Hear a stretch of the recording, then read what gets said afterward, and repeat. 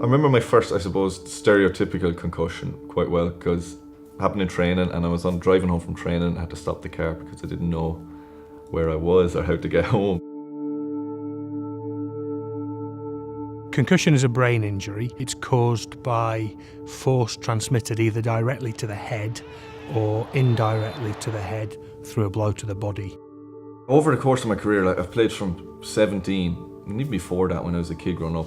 I would say, looking back, at least, one a year over the course of my career. I wouldn't have known at the time there were concussions, but looking back now, I would say definitely there were. There are several common misconceptions to do with concussion. I think the strongest one is the idea that you have to be knocked out to have a concussion. That only happens in about 10% of people. The vast majority of players who have a concussion don't lose consciousness, they're not knocked out. The other one would be that you have to have a bang on the head to get a concussion. It can be that it's just a shoulder charge, a body check, that can give enough force to the head and to the brain to cause a concussion without actually a bang on the head. So the concussion took place in a game. It was an aerial duel between me and the striker. Boat has gone up as normal. I did win the header, but then I head-butted the back of her head. So it was about 10 minutes into the game. Just gone up for a header with a guy, gone to flick the ball on, and he's just come straight through me with his elbow to the back of my head, and I fell forward and smashed my face on the floor. The last concussion I had, the last game I played was for Colorado Rapids playing LA Galaxy, and was banged to the head on the ground, treatment, and went through the thing on the pitch with the doctor and the physio, and it was fine. I thought it was 100%. It's only after 5 or 10 minutes I started to feel not right, I suppose not forgetting stuff, but more a there but not there feeling on the pitch. Looking back in my different concussions, it's always the case it was delayed. It wasn't something that I would have known straight away. It took 5 minutes, 10 minutes to kick in. The med team immediately came onto the pitch, and then obviously instantly they could see where I'd had the impact on my head. Asked me a couple of questions, where are you, what day is it, do you know the score, do you feel okay? And in that moment I did feel fine. I remember asking them, is it cut, is there blood? They said no blood's fine. And they said, are you okay to go back on? And because I passed all the questions, I was like, yeah, I'm fine. I wanted to play on, so my manager said we'll give you a few minutes, and he was obviously just watching me play, and I was moving like he described it like I was drunk, and he said I had to come off because I wasn't moving properly.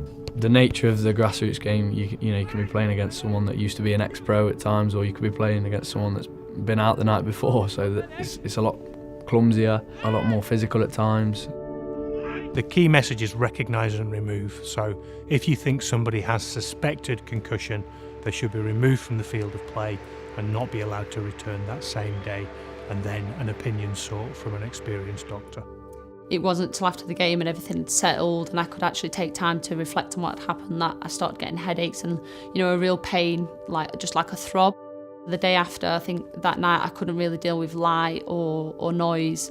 I got back and I just wanted to lay down pretty much and just rest, and it was just extra. Everything was very sensitive. The day after I did go to my GP because I was getting the symptoms of concussion. I was quite nauseous, I was being sick, I was dizzy, and he said just don't go to sleep for the next few hours because I felt really, really tired. And if the symptoms continue, you need to go to hospital to get checked out, but they didn't continue. But he said to not play for 2 weeks, so I didn't. No, just headaches, a lot lower energy levels, feeling, lack of enthusiasm for training, lack of enthusiasm for games for the week or two afterwards. Probably should have just took it a little bit slower instead of rushing to get back, and obviously all I had in my head was the game. I was like, I've got to, push to get back, and obviously then at that point I didn't really understand concussion or the symptoms or what you needed to look out for, so I think now I'm more educated on that. I can definitely look out for that in the future, and it is something I do take more seriously now.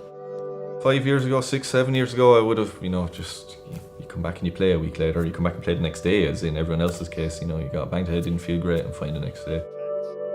What I would say gave me a concussion here then wouldn't have given me a concussion 7 or 8 years previously. Maybe I'm wrong, but I think that it became easier to get a concussion later on due to maybe not taking the time out when I should have earlier in my career. If you have an injury, a brain injury, that's affecting your brain function, you're not going to be adding anything to the team. You're not going to be making effective decisions. You're not going to be contributing to the sports side of football. I got knocked out on the pitch for a good few seconds, and I came around and I played the rest of the game. I don't remember the game. That was, stupid. I come around on the pitch. I knew I'd been knocked out, but by the time the physio and the doctors came on, I suppose I was back to and I'm fine or whatever, and I went and played the rest of the game, didn't remember it, flew off to play with Ireland I think afterwards. But again, that was 2008, 4 or 5 years later that wouldn't be the case. Everyone's knowledge, everyone's seriousness of the issue, everyone, players and staff are a lot more aware of it, so I don't think that would happen now, which is a very good thing. And I didn't play well in those few weeks. I played terrible actually, it didn't help me at all. If they've got a brain injury, they won't be able to control their limbs while they're doing the sport, so they put themselves at risk of a knee injury or a muscle injury. The FA guideline has 3 main principles. Recognise and remove. If you suspect concussion, they should be removed from the field of play. Rest the body, rest the brain. That means that when somebody is removed, they have to undergo a particular rest period before they look to return to sport.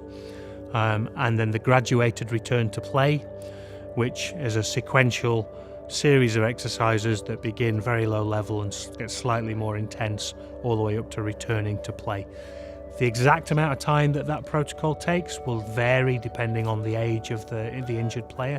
Children have more conservative guidelines than adults, and we'd recommend that everybody refers to the FA guideline that's online so that you can establish the exact timescales for your injured player. My dad, who I didn't really expect, he was like, it's a serious thing, this, Mill. It's like rest of your life. It's not just your career, it's your life itself. It's definitely something that I want to get across to people, to make sure you take care of yourself and, let the medicals do their job, even if it is you're passionate about getting back and, you want to put yourself in a better position, moving forward in the future. It could have really affected me, but, luckily I've learnt from that situation and moving forward it won't happen again.